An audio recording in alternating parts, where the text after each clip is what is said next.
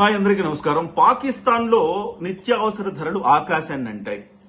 పాలు 225 రూపాయలంట litre, chicken 800 రూపాయలంట, బియ్యము kilo 339 రూపాయలు, గుడ్లు కొందామంటే గుడ్లు కూడా 325 రూపాయలు 12 గుడ్లు.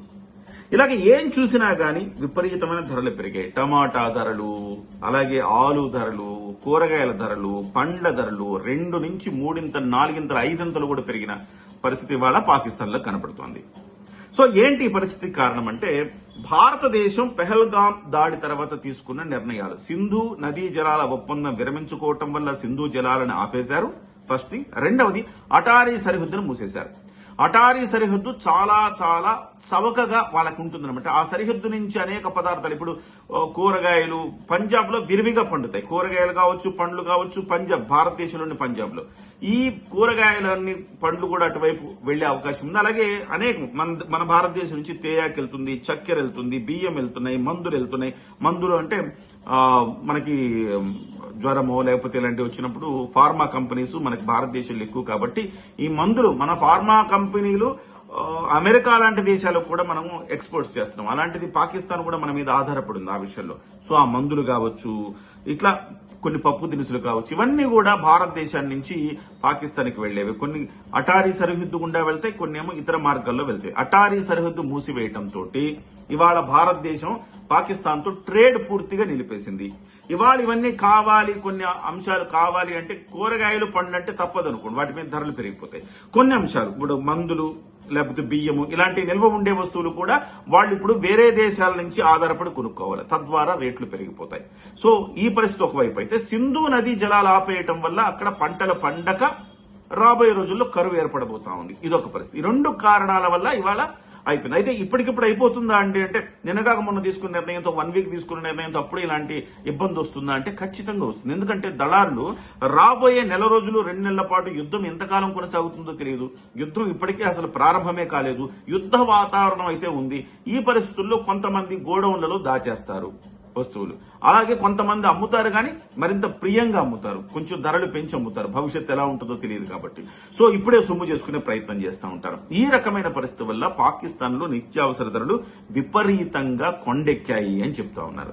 సరే, పాకిస్తాన్ లో ఇంతకు ముందు నుంచి కూడా ఆర్థిక సంక్షోభం ఉంది కదా అంటే అసలు సిసల విషయాలు తెలిస్తే మనకు ఆశ్చర్యపోతాం.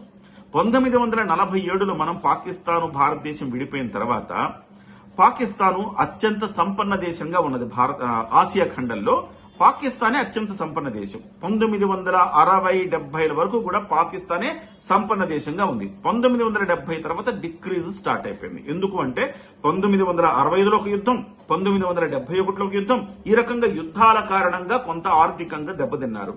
At the same time Pakistan లో బలమైన ప్రభుత్వాలు లేకపోవటం, అంటే ఎప్పటికప్పుడు ఆర్మీ ప్రభుత్వాన్ని హస్తగతం చేసుకోవటంతో ఒక రకమైన స్టెబిలిటీ అనేది, స్థిరత్వం అనేది లేకుండా పోయింది.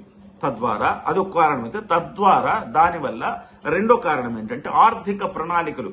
ఈ మనం పంచవర్ష ప్రణాళిక అంటాం కదా, 5 ఏళ్ల కోసం మనం వేసుకునే ప్రణాళిక. సో ఇప్పుడు నీతి ఆయోగ్ అంటున్నాం. సో అట్లా అనమాట, ఒక 5 ఏళ్లు 10 ఏళ్ల కోసం ప్రణాళికలు వేసుకుంటాం. ఈ 5 ఏళ్లలో ఈ ప్రాజెక్ట్ కంప్లీట్ చేయాలి, ఈ ప్రాజెక్ట్ కంప్లీట్ చేస్తే ఇంతమందికి ఉపాధి కల్పిస్తాము, ఇంతమందికి ఇన్ని ఎకరాలు సాగు అవుతుంది, ఇట్లా అనుకుంటాం కదా. ఇలాంటి ప్రణాళికలు, దీర్ఘకాలిక ప్రణాళికలు లేకపోవటం వల్ల అక్కడ ఆర్థిక ప్రణాళికలు చాలా బలహీనంగా ఉండటం వల్ల ఆ దేశం ఆర్థికంగా బలోపేతం కాలేకపోయింది. సో బలహీనమైపోయింది. మూడోది, సైనిక పాఠవాన్ని పెంచుకోవటం మీద ఉన్న శ్రద్ధ మౌలిక సదుపాయాల మీద పెట్టలేదు. సైనిక పాఠవాన్ అంటే తిండికి లేకపోయినా పర్లేదు, కానీ సైనికుల కోసం యుద్ధ విమానాలు కొనడము లేకపోతే అది కొనడము వాళ్ళ శక్తికి మించి వాళ్ళు ప్రయత్నం చేస్తారు. చివరికి అణుబాంబులకు సంబంధించి కూడా ఆ వార్ హెడ్లు తయారు చేయడానికి కూడా వాళ్ళ దగ్గర టెక్నాలజీ లేదు, బయట నుంచి అరువు తెచ్చుకున్న టెక్నాలజీ ద్వారానే వాళ్ళు తయారు చేసుకోగలిగారు. సో ఈ రకంగా చూస్తే ప్రతిదీ కూడా తిండికి లేకపోయినా, మౌలిక సదుపాయాలు లేకపోయినా సైనిక పాఠవం మీద పెట్టుకున్నారు. ఇవాళ ఆ సైనిక పాఠవం ఏమైనా అక్కడికి వస్తుందా అంటే, ఆ సైనిక పాఠవం పనిచేయాలంటే విదేశీ మారక ద్రవ్యం ఉండాలి, అదే సమయంలో ఇంధనం ఉండాలి, వైమానిక దళానికి కావాల్సిన ఇంధనం ఉండాలి. ఇవేవి కూడా వారానికి మించి వచ్చే పరిస్థితులు ఇవాళ కనబడట్లా. సో ఏదేమైనా కానీ ఇవాళ ఆర్థికంగా 1970 నుంచి డిక్రీజ్ అయిపోయి ఇవాళ సిచ్యువేషన్ ఏంటంటే 25 సార్లు IMF అంతర్జాతీయ ద్రవ్య నిధి పాకిస్తాన్ కు సాయం చేసింది. 25 సార్లు అంటే చూడండి ఎంత దుస్థితులకు పాకిస్తాన్ వెళ్ళిపోయిందో. అంటే అంతర్జాతీయ ద్రవ్య నిధి ఆదుకుంటే తప్ప బతకలేని పరిస్థితికి పాకిస్తాన్ వచ్చింది. సో ఇప్పటికే విపరీతంగా అప్పులు చేయడంతో 1,25,000 ఉద్యోగాలను ఈ మధ్య తీసేశారు, ప్రభుత్వ ఉద్యోగాలు. ఎందుకంటే ప్రభుత్వం ఇప్పుడు అప్పులు చేస్తా ఉంటే ఈ ఐక్యరాజ్య సమితి కావచ్చు, ప్రపంచ బ్యాంక్ కావచ్చు, ఈ IMF కావచ్చు, వీళ్ళందరూ కూడా గైడ్ లైన్స్ ఇస్తారు కదా, ప్రభుత్వ ఉద్యోగాల నుంచి ఇంతమందిని ప్రభుత్వ ఖర్చు తగ్గించుకోవాలని చెప్తారు. ఆ రకంగా 1,25,000 మంది ఉద్యోగాలు పోగొట్టుకున్నారు అక్కడ అనమాట. సో ఈ పరిస్థితుల్లో పాకిస్తాన్కి ఇప్పటికే కొంత ఆర్థిక సంక్షోభం ఉంది. ఒక్కసారిగా భారత ప్రభుత్వం తీసుకున్న ఆంక్షల కారణంగా ఇమ్మీడియట్ ఎఫెక్ట్ ఇవాళ నిత్యావసర ధరలు పెరిగిపోయినాయి. మరి ఈ నిత్యావసర ధరలు ఇలాగే ఉంటే రాబోయే రోజుల్లో నెల రోజుల్లో 1 కోటి మందికి ఆహారం లేక ఇబ్బంది పడే పరిస్థితి వస్తుందని చెప్తున్నారు. ఇదే కనుక జరిగితే ఒకవైపు మోదీ ఏమో కదలట్లా, యుద్ధం ఏమన్నా దాడి చేసేసి కామైపోతాడు, మొన్నట్లాగా బాలాకోట్ లాగా సర్జికల్ స్ట్రైక్ చేసి మళ్ళీ కామైపోతారంటే ఆ పరిస్థితి కనబడట్లా. ఈసారి కొడితే భారీ దెబ్బే కొట్టేటట్టు కనబడతా ఉన్నారు. సో POKని స్వాధీనం చేసుకోవాలన్న ఒక వ్యూహం అయితే రచిస్తా ఉన్నారు. ఈ నేపథ్యంలో ఎప్పుడు వారు వస్తుంది, ఎప్పుడు ముగుస్తుంది తెలియక ప్రజలు సతమతమవుతున్నారు. బయటికేమో 130 వార్ హెడ్లోనే, అణువారు హెడ్లోనే మా దగ్గర మేము బీభత్సం సృష్టిస్తామని ఒక ఆయన అంటే, రక్తపు టేర్లు పారిస్తామని ఇంకొక ఆయన అంటాడు. ఇవన్నీ కూడా లోకల్స్ ని సంతృప్తి పరచడానికి తప్ప వాస్తవ పరిస్థితి దీనికి భిన్నంగా ఉంది. రాబోయే నెల రోజుల్లో అక్కడి ప్రజలే తిరుగుబాటు చేసే పరిస్థితి కనపడుతోంది.